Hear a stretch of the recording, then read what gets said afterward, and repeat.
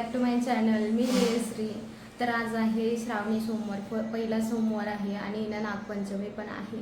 आम्ही राहतो अलिबागमध्ये, तर इकडे ना खूप वेगळी पूजा करतात आपली नागपंचमीची. इकडं ते त्याचे ना अशी मूर्त वगैरे आणता आणि मग त्याची पूजा करायची. नंतर तिचं ना असं विसर्जन पण करायचं असतं आणि ती एकदा केली का ती दरवर्षी आपल्याला तसंच करावं लागतं. तर मग आपल्याकडून काय होणार नाही आता, म्हणजे आम्ही नाशिकचे प्रॉपर, त्यामुळे मी काही कंटिन्यू करणार नाही म्हणून मी काही तसं करत नाही. मी नाशिकला जसं आहे तसंच करते.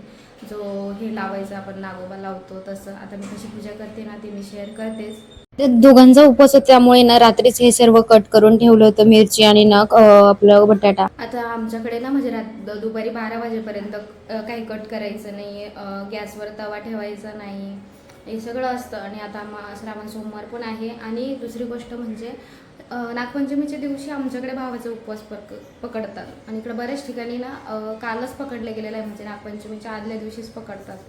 तर आमच्याकडे तसं नाही, आम्ही नागपंचमीच्या दिवशीच धरतो. पण आज श्रावणी सोमवार पण आहे, त्याच्यामुळे 2-2 उपवास झालेले आहे.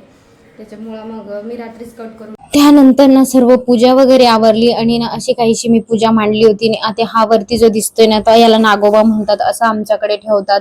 तर हा ना नागपंचमीच्या दिवशी लावला ना तो पोळ्यापर्यंत तसाच ठेवायचा असतो.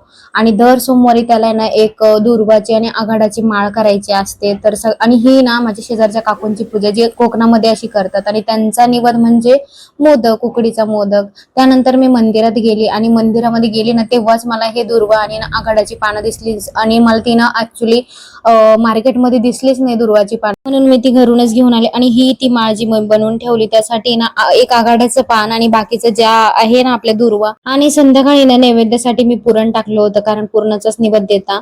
तर आहे ना सर्व काही बनवलं, देवाला निवद वगैरे दाखवलं आणि इकडे समोर मस्तपैकी बप्पा करत होता. व्हिडिओ आवडला असेल तर चॅनलला सबस्क्राईब करायला विसरू नका.